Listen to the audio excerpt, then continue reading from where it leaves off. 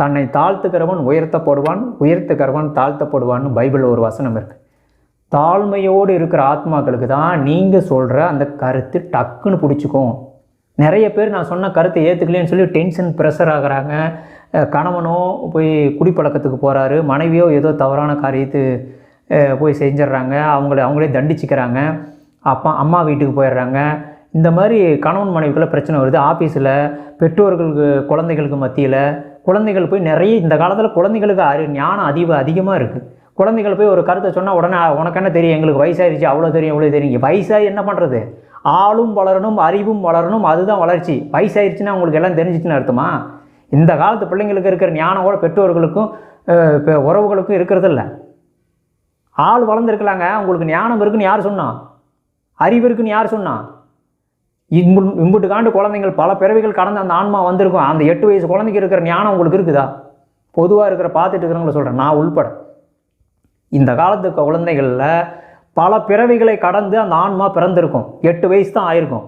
நீங்கள் 2வது பிறவி தான் பிறந்திருப்பீங்க, சரிங்களா? அப்போ உங்களுக்கு ஞானம் அதிகமாக, அந்த குழந்தைக்கு ஞானம் அதிகமாக? அது எத்தனை பிறவி இந்த பூமியில் பார்த்துருக்கோம்?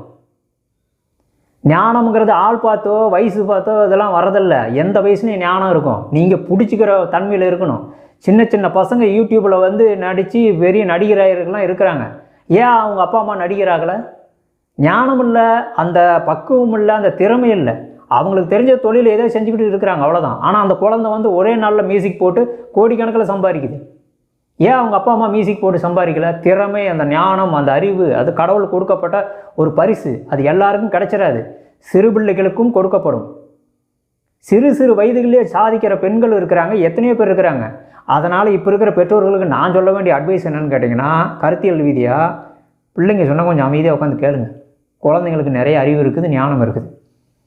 அதனால் இந்த கருத்தியல் ரீதியான போர் நிறைய நடந்துக்கிட்டு இருக்குது, புரிதல் இல்லாமல் இருக்குது. பெரியோர்களும் பெற்றோர்களும் குழந்தைகளும் உறவுகளும் கணவன் மனைவி எல்லாம் கருத்தியல் 1 மணி நேரம் வீட்டில் அமர்ந்து பேசுங்க. உங்கள் கருத்தை சொல்லுங்கள், என் கருத்தை சொல்லுங்கன்னு சொல்லி பேசுங்க. நிறைய பிரச்சனைகளுக்கு முடிவு கிடைக்கும். அதுவும் கோபத்தோடு பேசக்கூடாது, சமாதானத்தோடு பேசுங்க.